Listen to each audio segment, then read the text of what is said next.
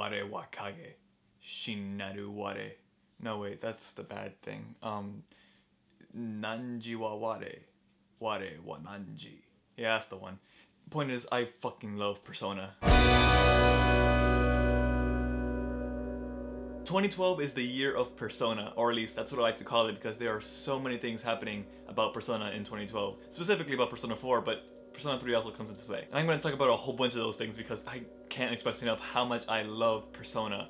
So the first thing I'm going to talk about is the animation, Persona 4 the animation, because I had just finished watching that again and the true ending for the first time. By the way, there are going to be a few spoilers about Persona 4, the true ending for the animation and the game, so I'll probably just, you know, link spoiler down here somewhere. You can click that so you can skip the spoilers. So I just finished watching Persona 4 the animation again. I watched the whole series again leading up to the true ending, which I watched for the first time a few days ago because it just got released a few days ago. Now some people have a lot of criticisms about Persona 4 the animation considering it's not a great adaptation, but I personally think it's a fantastic adaptation. You gotta keep in mind that Persona 4 is an incredibly long game, and being able to fit that much information into a 25 episode anime was pretty a magnificent feat, I think. Persona 4 the animation did a very good job at pretty much everything, I think. The battles were awesome. Sure, it was kind of like just a Pokemon battle where they're sending their personas out, but if you think about it, Persona is just a more complicated Pokemon game. The social links were handled very well, and all the interactions with the characters ended up being pretty funny at times. The actual animations of the episodes and the characters I thought was pretty good too. Yeah, there's a few quirks here and there, but they did a pretty good job. I really love the animation. I think it's really great. So if you're a fan of Persona, go watch the animation. But play the game first, because you're going to want to play the game before you watch the animation.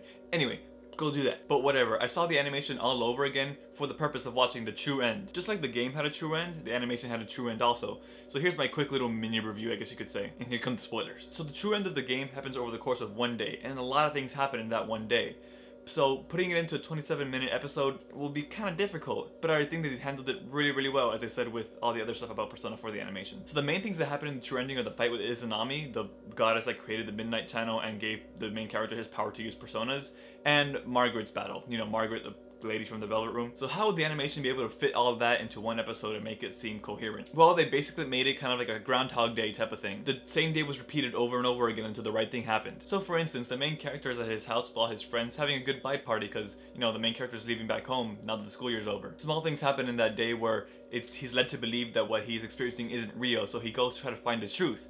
But every time he gets close, it goes back to the beginning of the day where he's with his friends again. That happens a few times until he finally reaches Izanami, who tells him that all this is an illusion because he'd much rather be with his friends in an illusion than go back home in the real world. When that happens, Izanami shows the main character what's really happening. The main character and his friends have been battling Izanami, but it looks like they've been defeated. The main character, seeing all his friends on the floor, hurt and in need of help, loses it. He feels alone and doesn't want to live in a world without all the new friends he made in the past year. So he accepts the fact that he's in an illusion and just lives that one day over and over and over again. That is until Margaret steps in and tries to snap him out of it. How? By battling him, of course. Margaret summons a whole bunch of incredibly powerful persona to overwhelm the character, but the main character's social links kick in.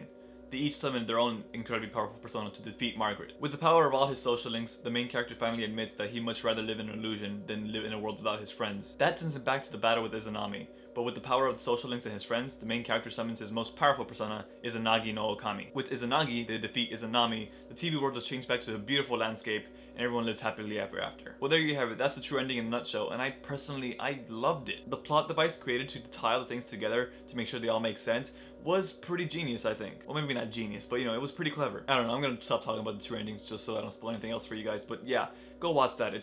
I think it's really good. It brought back all the feelings of the ending of Persona 4 all over again. That game never ceases to make me tear up. All the characters running after the main character's train, saying goodbye, Rize confessing her love to him, it all just gets me. And of course the song playing in the background, Nevermore, is just so perfect and just makes those feelings more intense. It's not very often a game can make me feel that way, but the Persona series does, and I love it for that. The game has made me experience those feelings so many times, and it's gonna be one more once Persona 4 The Golden comes out later this year. Yes, I'm getting a Vita for that, and just for that. I'll hate myself later, but I'll love myself while I play the game. And that's kind of just half of the year Persona stuff. There's a whole bunch of other stuff too, like the soundtracks being released, you know, for Persona 4 The Golden and Persona 4 Arena. Those soundtracks are out this year, and they're great.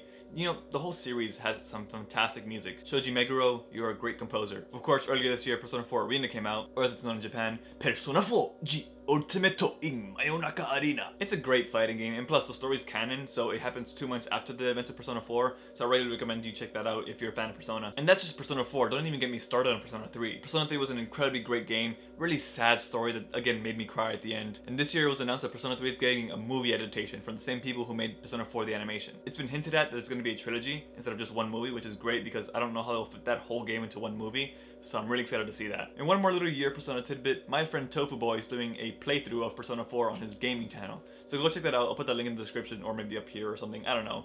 It's just LP Tofu Boy 86. So guys, I'm gonna end the video now because I can talk about Persona for hours and hours and hours, and I just want to share a little bit of my love for this game to you guys on the internet.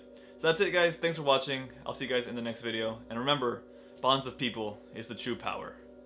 Persona!